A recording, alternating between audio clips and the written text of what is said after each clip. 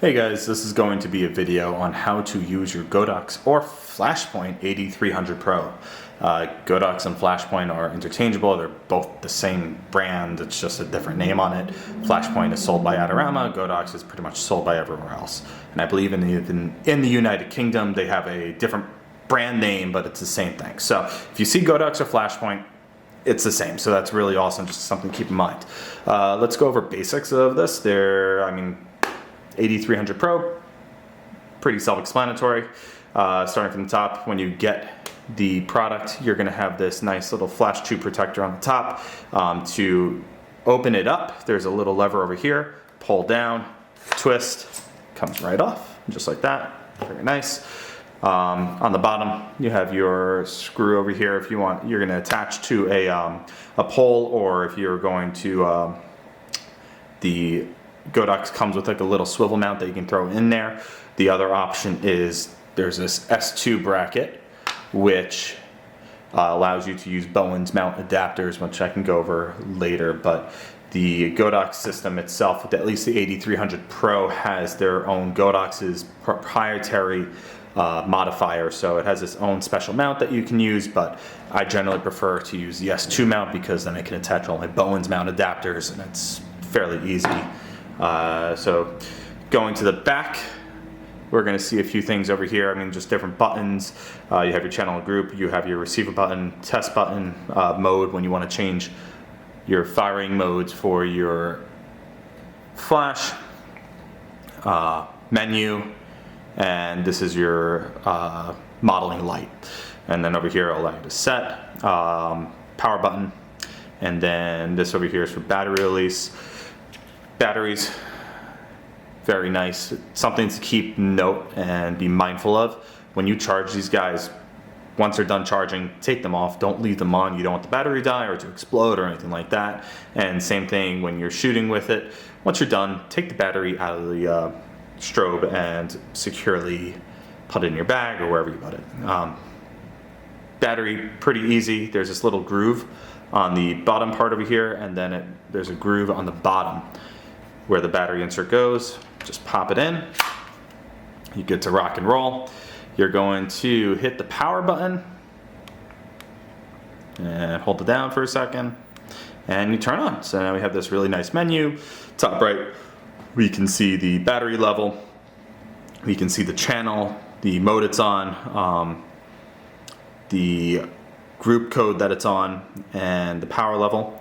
So a few things to kind of go over. The first thing you're going to want to do when you get your 8300 Pro is that by standard, the channel is going to be set to, I forgot there's a lot of channels on this. Your channel is going to be set to 1. You're going to want to change this immediately. Reason being is if you are at a wedding, you are shooting a wedding, you're shooting models, whatever, and there are other photographers there also using either Godox or Flashpoint products. If they're all on channel 1, they're going to be setting off your strobe, which you don't want to happen. So the first thing I would do is on the top right is your group channel. What you can do is you're going to hold it down for a few seconds and you're going to see it flash. Set it to any other channel other than 1. So I use 8, and hit enter, and done. And now I know I'm set on 8. You'll obviously have to, your transmitter, you're going to have to set to channel 8, or your V1C or V1, you have to set to channel 8 as well, just so everything kind of works together. So that's how you change your channel. There are 5 different group codes. You can be set to A, B, C, D, and E.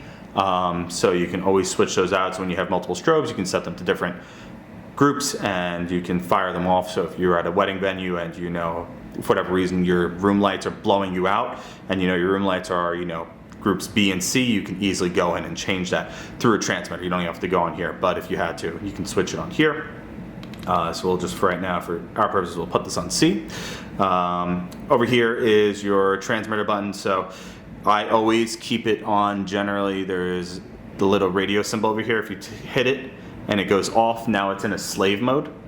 So we know which means you're not using a transmitter to fire it off. You are using, you know, the flash, and this is a receiver. This cannot be the master. It can only be a slave.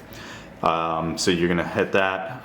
So I would not, personally, I always have it on transmitter mode because I'm always using some type of trigger or anything else along those lines. So I'm using a trigger, or I'm using my Godox V1C to trigger off my room lights or anything like that.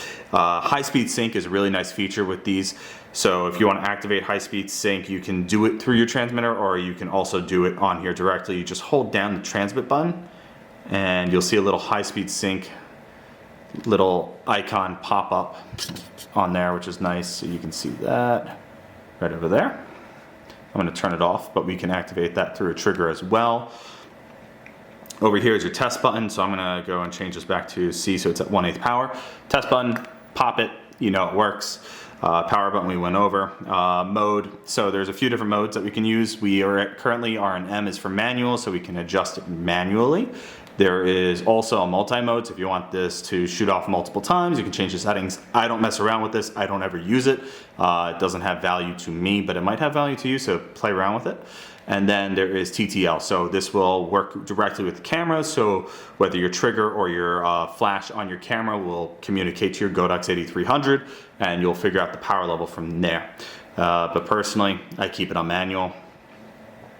Over here is your menu options going over. So the menu options might not be self-explanatory, or they might be a little bit difficult to figure out.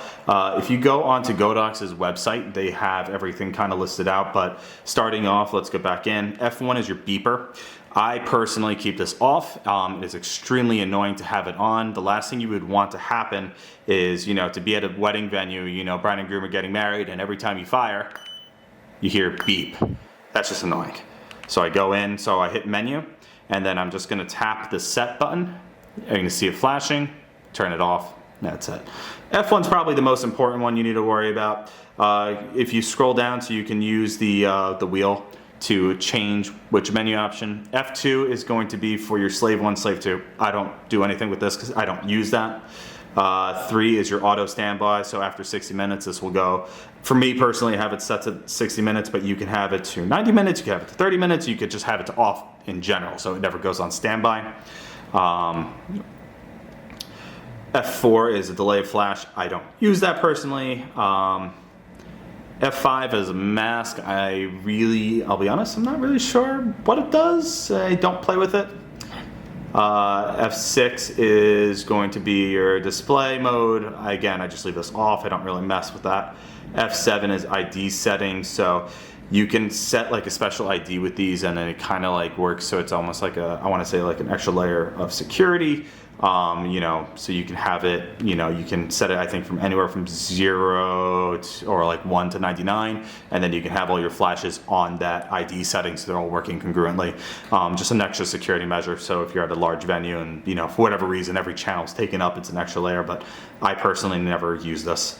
And then F8 is a stable color temperature mode. I don't use it. I don't usually generally see it when I'm shooting, but you know, it's pretty easy.